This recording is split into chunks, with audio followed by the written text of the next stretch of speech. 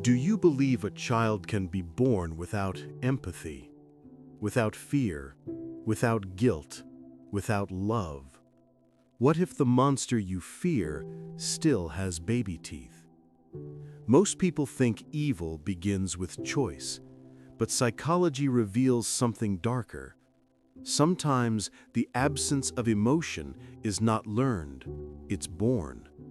Imagine a child staring at you, not with anger, but with emptiness. No curiosity, no sadness, just absence.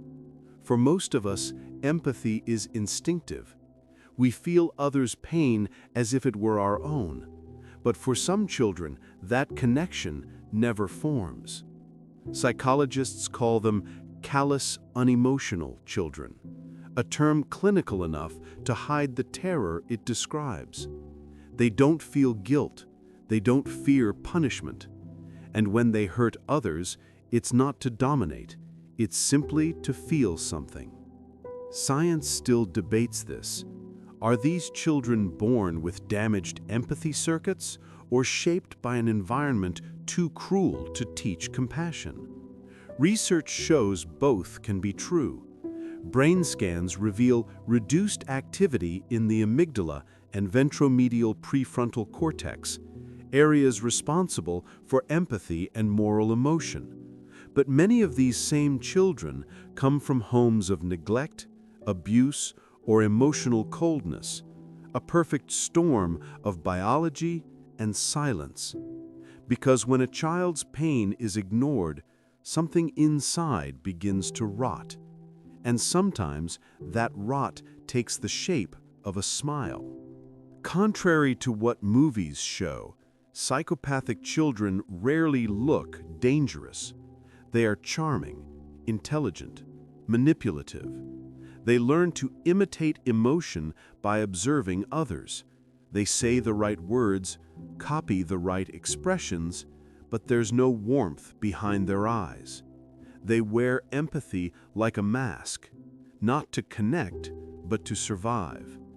As Robert Hare, creator of the Psychopathy checklist, once said, "The most dangerous predators are not the ones who hide in the dark, but those who smile in the light."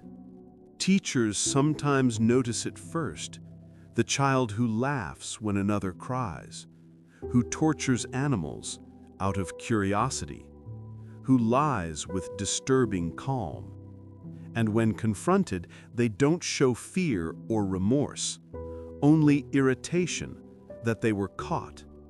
Many adults label them evil, but psychology asks a different question. Can someone be evil if they never developed the capacity for guilt? Empathy develops when a child is mirrored, when someone looks into their eyes and says, "I see you, I feel what you feel." But what happens when no one ever does? When the only reflection they receive is coldness or violence? The child learns that emotions are dangerous, that vulnerability is a threat. And in response, the psyche builds armor so thick that even their own humanity can't get through. It's not always hate that creates monsters. Sometimes it's neglect. Many child psychopaths describe a fascination with control, not because they seek power, but because control makes them feel safe. In a chaotic world, manipulating others gives them predictability. Their cruelty is not always sadistic. It's often a desperate attempt to feel in charge of something, anything. In therapy, some of them admit it quietly. "When I make others afraid, I finally feel real." A tragic confession of someone who never learned to feel through love. Here lies the hardest truth. Traditional therapy often fails. You can't teach empathy with words alone. But research offers a fragile hope.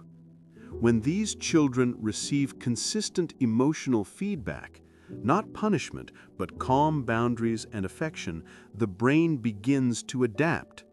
Some learn to mimic empathy so well it becomes real. Others remain emotionally flat but learn morality through logic. I don't feel it's wrong, but I know it is. Maybe that's the closest to redemption they can reach, and maybe that's enough. But what if the story isn't just about them? What if these soulless children are mirrors of what society refuses to feel? We raise generations in emotional neglect, then punish them for the numbness we created. We teach boys not to cry, girls to please, families to hide. And when the result is apathy, we call it pathology. Maybe the child without empathy was once a child without witnesses. One therapist once said, "Every act of cruelty hides a cry for connection, even if it doesn't sound human." Maybe, behind the cold eyes of a child psychopath, there is not just darkness, but a frozen echo of love that was never returned. A child who learned that to survive, you must stop feeling. A child who doesn't need punishment, but understanding, because sometimes silence can create something more terrifying than hate. A soul that forgot how to feel.